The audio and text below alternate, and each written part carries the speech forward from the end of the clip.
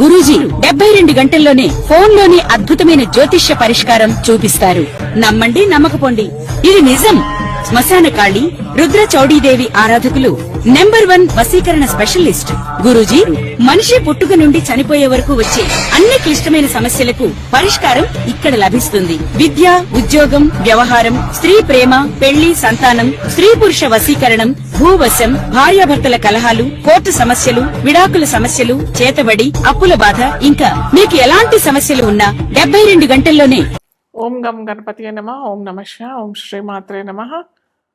హయగ్రీవాయ నమః. అందరికీ నమస్కారం. పరాభవ నామ సంవత్సర శుభాకాంక్షలు అందరికీ, ప్రేక్షకుల మహాశయులకి. అయితే ఈరోజు మనము డిస్కస్ చేసుకునే టాపిక్ ఏంటంటే శని అస్తంగత్వం. అయితే ఈ అస్తంగత్వం అంటే ఏంటో చాలామందికి తెలియదు. అయితే ఏ గ్రహమైనా ఒక రాశిలో 30 డిగ్రీల వ్యాపకత్వంతో ఉంటుందన్నమాట. అది రవైనా సరే, 9 గ్రహాలు, మిగతా గ్రహాలైనా, అష్టగ్రహాలైనా కానీ 30 డిగ్రీల పరిమాణంతో కలిసి ఉంటుంది.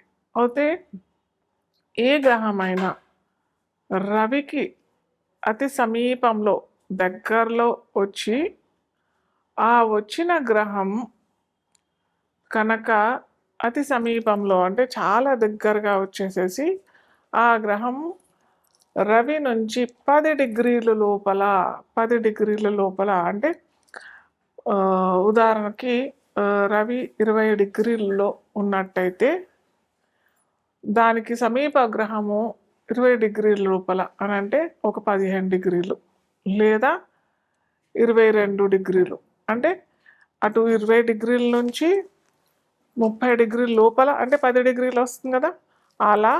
అలాగే 10 డిగ్రీల నుంచి 20 డిగ్రీల లోపల ఏదైనా గ్రహం, అంటే ఉదాహరణ తరఫున నేను చెప్తా ఉన్నాను, ఆ గ్రహం కనుక వచ్చినట్టయితే అది అస్తంగత్వం పొందినట్టుగా మనం జ్యోతిష్ శాస్త్రంలో పరిగణిస్తాం.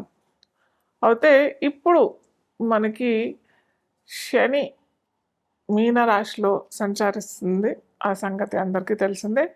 అలాగే శనితో పాటు రవి అంటే సూర్యుడు కూడా సంచరిస్తున్నాడు. సో ఈ శని రవి సూర్యుడికి అతి సమీపంలో వచ్చింది. ఈ వచ్చిన ఈ దాన్ని మనం ఏమంటామంటే ఇంతకుముందు చెప్పుకున్నాం కదా, 10 డిగ్రీల లోపల వచ్చినట్టయితే దాన్ని అస్తంగత్వం పొందుతుంది అని అంటాం. సో ఇప్పుడు శని రవి అతి సమీపంలో 10 డిగ్రీల లోపల మనకి రవి సంచారం శని పైన మీనరాశిలో జరుగుతుంది. అది ఏ సమయంలో ఉందంటే మార్చి 8వ తారీఖు నుంచి ఏప్రిల్ 22, 2026 దాకా ఈ సంగత్వం, ఈ రవి సంచారం అనేది జరుగుతూ ఉంది. సో దీనివల్ల ఏ రాశుల వారికి ఎలాంటి పరిణామం ఎదుర్కోగలుగుతారు, ఎలాంటి సంఘటనలు ఎదుర్కొంటారు, మనము ఒక్కొక్క రాశిగా మనం చూసుకున్నట్టయితే, ముఖ్యంగా ఒక గ్రహం అస్తంగత్వం పొందుతుంది అని అంటే దాని యొక్క కారకత్వాలు, అంటే దాని యొక్క ఫీచర్స్ అన్నీ దెబ్బతింటాయి. అంటే రవి ఉదాహరణకి మనము ఒక బంతి పెట్టామనుకోండి, ఒక బంతి పెట్టి పెద్ద బంతి, దాని పక్కన ఒక చిన్న బంతి వచ్చిందనుకోండి, ఈ బంతి నీడలో ఈ చిన్న బంతి కనిపిస్తుందా? కనిపించదు కదా. సో అలాగే ఇక్కడ ఏమైంది, సూర్యుడు పక్కన శని కూడా పెద్ద గ్రహమే, కానీ అన్నిటికంటే సూర్యమండలంలో మనకి రవి పెద్దదైన గ్రహం, అంటే జ్యోతిష్ శాస్త్రంలో గ్రహంగానే పేర్కొంటాం. అయితే ఈ సూర్యుడు శనిని దగ్గరగా అతి సమీపంగా వచ్చి ఆ శని కారకత్వాలన్నిటినీ తనలోని నిగుడుకించుకుంటాడు కాబట్టి దీన్ని మనం అస్తంగత్వం అని పేర్కొంటాం. ఆ శని కారకత్వాలు అంటే ఏంటి? శని అందరికీ తెలిసిందే. కర్మకారకుడు, వృత్తికారకుడు, మన యొక్క కర్మాలన్నిటినీ దహింపజేసేవాడు శని. ఆ శని కారకత్వాలు ఇప్పుడు ఈ 40 రోజుల్లో అస్తంగత్వం పొందుతుంది. అంటే ఆ కారకత్వాలన్నీ కొద్దిగా తగ్గిపోతాయి. దీనివల్ల ఏమవుతుంది? దీనివల్ల ఏ రాశికి ఎలాంటి ఫలితాలు వస్తాయి? అది మనము ఇప్పుడు ఒక్కొక్క రాశిగా మనము చూసుకుందాం. వృశ్చిక లగ్నం. లగ్నం తెలియని వారికి రాశి అని చూసినట్టయితే ఈ రాశికి అధిపతి కుజుడు, అంగారకుడు కూడా అని అంటారు. అయితే ఈ కుజుడుకి శనికి అస్సలు పడదు. అయితే ఈ కుజుడికి తృతీయాధిపతి అవుతాడు, చతుర్థాధిపతి అవుతాడు. తృతీయాధిపతి అని అంటే మూడో అధిపతి, చతుర్థాధిపతి అని అంటే నాలుగో అధిపతి. సో ఈ తృతీయ చతుర్థాధిపతి అయిన శని పంచమంలో కూర్చొని అస్తంగతం పొందాడు రవితో పాటు. అయితే వీరికి ఎటువంటి ఫలితాలు వస్తాయనంటే తృతీయానికి సంబంధించి చతుర్థానికి సంబంధించి అన్ని అస్తంగత్వం పొందడం. అంటే ఎక్కువగా తోబుట్టువులతో ఎవరికైనా కానీ, సామాన్యులకైనా కానీ, ఎవరికైనా ప్రజలందరికీ కొద్దిగా ఈ వృశ్చిక లగ్నం రాశి వారికి కొద్దిగా వీరితో కుటుంబంలో తోబుట్టువులతో ఇబ్బంది ఏర్పడే అవకాశాలు చాలాగానే కనిపిస్తాయి. ముఖ్యంగా తోబుట్టువులు అని అంటే తమ్ముళ్ళతోని, చెల్లెలతోని, వీరితోని, అన్నయ్యలతోని, అక్కలతోని కాకుండా తమ్ముళ్ళు, చెల్లెలతోని కొద్దిగా విభేదాలు, కొద్దిగా ఆస్తుల్లో గొడవలు వచ్చే ఛాన్సెస్, అలాగే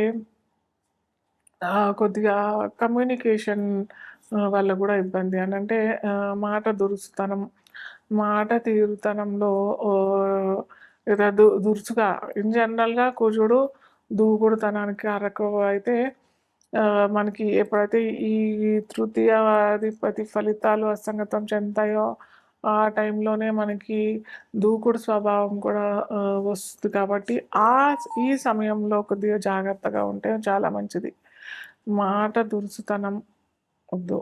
కొద్దిగా ఈ ఈ టైంలో జపాలు చేసుకుంటే లేదా ఏదన్నా దేవుడి నామస్మరణ చేసుకుంటే చాలా మంచిది. ఎందుకంటే ఆ టైంలో మనము ఆలోచన జ్ఞానం కోల్పోయి ఇష్టం వచ్చినట్టు ఎవరితోనైనా మాట్లాడే అవకాశాలు చాలా ఉంటాయి. కాబట్టి ఈ 40 రోజులు చాలా ఉంటుంది కాబట్టి చాలా చాలా జాగ్రత్తగా ఉండాలి.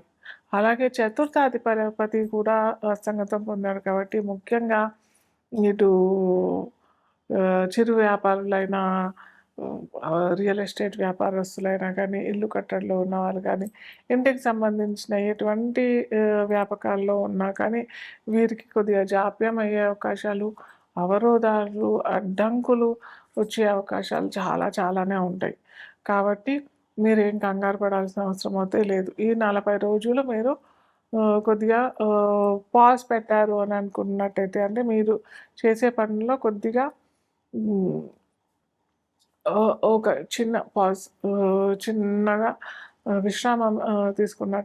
విరామం తీసుకున్నట్టయితే ఆ తర్వాత మళ్ళీ ఏప్రిల్ 22 తర్వాత మీరు మీ పనుల్లో మళ్ళీ మీరు నిమగ్నమైనట్టయితే అప్పుడు మీరు చక్కటి ఫలితాలు అయితే ఇస్తాడు. కాబట్టి కొద్దిగా మీరు కంగారు పడాల్సిన అవసరం అయితే ఎటువంటి అవసరం అయితే లేదు.